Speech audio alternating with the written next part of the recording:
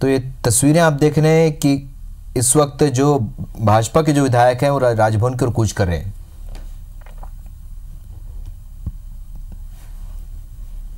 तो तस्वीरें आप देख पा रहे हैं, इस वक्त राजभवन की ओर पैदल मार्च कर रहे हैं बीजेपी के विधायक और राजभवन पहुंचेंगे। यहां पर वे राज्यपाल से शिकायत करेंगे।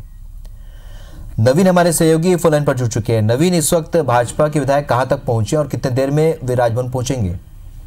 देखिए, बीजेपी विधायक दल राजभवन की तरफ बढ़ रहा है लगातार आगे। तमाम सभी विधायक हैं। मध्य प्रदेश के पूर्व मुख्यमंत्री शिवराज सिंह चौहान हैं, नरोत्तम मिश्रा और नेता प्रतिपक्ष गोपाल भार्गव भी हैं। और अब कुछ देर बाद वो राजभवन पहुंचेंगे और आनंदीबेन पटेल से अपनी बात रखेंगे। मेरे साथ संजय पाठक, पूर्व मंत्री मध्य प्रदेश शासन है। पाठक जी, क्या नाराजगी है? पार्टी का कहना यह था कि आप पांचों प्रस्ताव पढ़ें और उसके बाद से डिवीजन दें। कहना यह था कि आप पांचों प्रस्ताव पढ़ें और उसके बाद फिर इस पे डिवीजन ले। उनने सिर्फ 4 प्रस्ताव पढ़े हैं। अब नियम ये कहता है, उनके हिसाब से उनका कहना ये कि हम नियम में एक एक करके पढ़ेंगे। उस पर पार्टी का कहना था कि नहीं, पांचों पढ़ना चाहिए था। उसी बात की नाराजगी है कि आप नियम अनुसार चलें, परंपरा के अनुसार चलें। और वैसे भी मध्य प्रदेश की जो विधानसभा है ये नियमों से भी और ऊपर उठ के परंपराओं से भी चलती है। तो आप लोग कांग्रेस पार्टी को चाहिए था कि विपक्ष को साथ में लेके चले।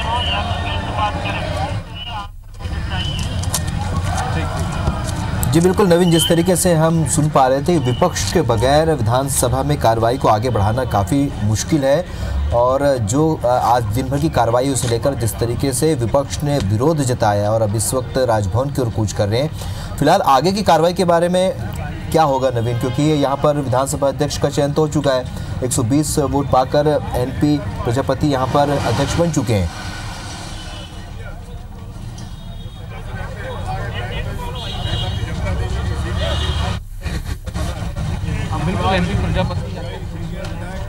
बीजेपी का कहना है कि अलोकतांत्रिक तरीके से, असंवैधानिक तरीके से अध्यक्ष पद का चयन हुआ है।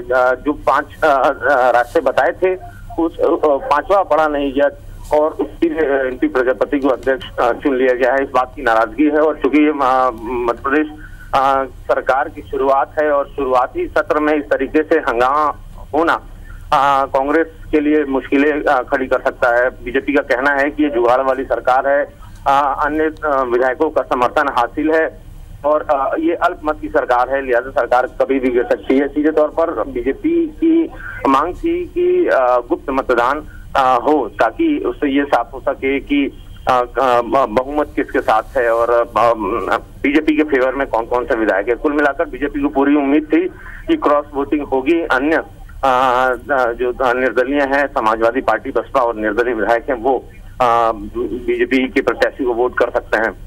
और बीजेपी की तो हालांकि इसकी भी उम्मीद थी कि कुछ कांग्रेस खेमे की तरफ से भी क्रॉस वोटिंग हो सकती है, इसलिए बीजेपी लगातार ये मांग कर रही थी। शुरुआती दौर पे ही जैसे ही आज सत्र की शुरुआत हुई, सबसे पहले मध्य प्रदेश के पूर्व मुख्यमंत्री शिवराज सिंह चौहान ने आपत्ति जाहिर की कि प्रोटेम स्पीकर को लेकर कि 4 बार के विधायकों किस तरीके से प्रोटेम स्पीकर, किन नियमों और किन परंपराओं के आधार पर प्रोटेम स्पीकर बनाया गया है, जबकि सदन में कई सीनियर मोस्ट विधायक मौजूद हैं। बिसाहूलाल सिंह का भी उन्होंने नाम लिया, कांग्रेस की तरफ से केके सिंह का भी, केपी सिंह का भी उन्होंने नाम लिया।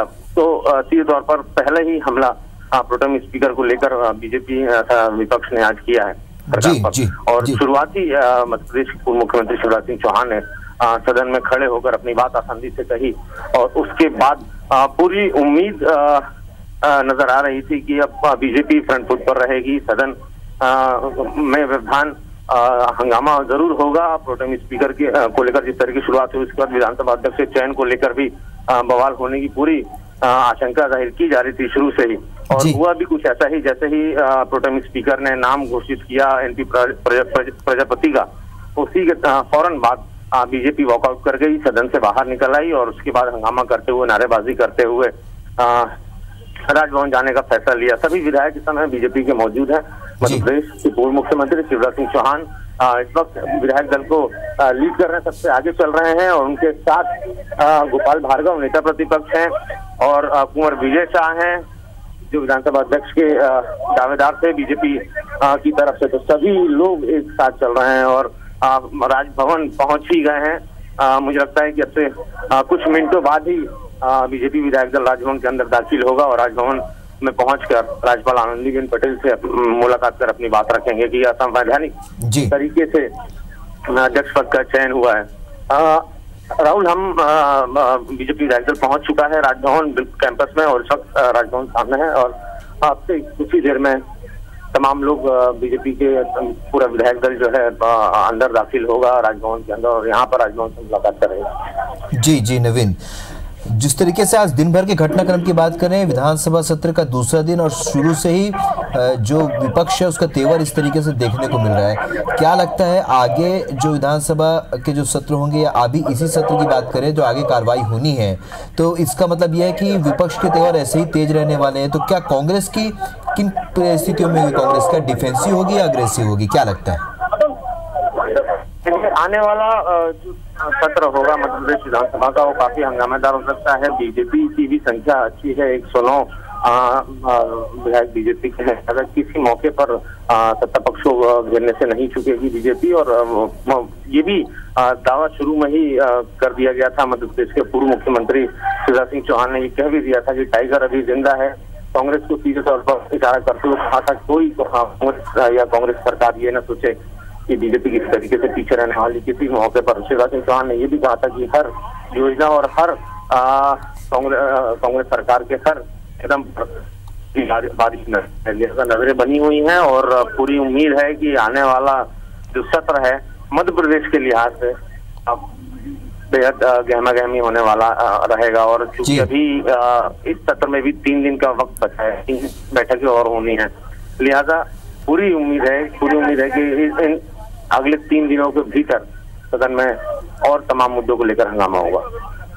जी बिल्कुल, तो हम अपने दर्शकों को इस वक्त की अपडेट बता दें। इस वक्त बीजेपी विधायक दल राजभवन पहुंच चुका है और अब से कुछ ही देर बाद यहां पर राज्यपाल से मुलाकात करके आज की जो प्रक्रिया रही, विधानसभा के भीतर जो प्रक्रिया हुई है उसे लेकर शिकायत दर्ज कराएगी।